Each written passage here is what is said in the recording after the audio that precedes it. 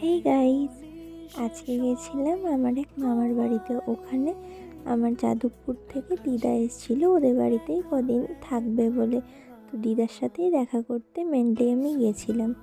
তো এদিকে দুই দিদা বসে বসে গল্প করছিল, আমি ওদের সাথে একটু গল্প করছিলাম।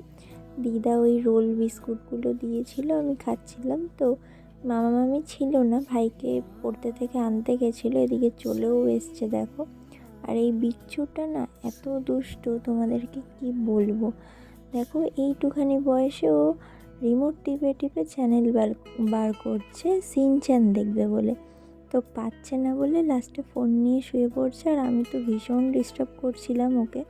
আর ও বিরক্ত হয়ে যাচ্ছে। আর এদিকে ওর মা বলেছে ঠাকুরের প্রদীপটা ঢুকিয়ে দিত, আর ও ঢুকিয়ে দিচ্ছে ভিতর দিকে, আর আমি ওকে ডিস্টার্ব করে যাচ্ছি। খুব বিরক্ত হচ্ছিল। আর এদিকে দেখো পুচকে বাচ্চাগুলোকে কি মিষ্টি লাগছে দেখতে, তাই না?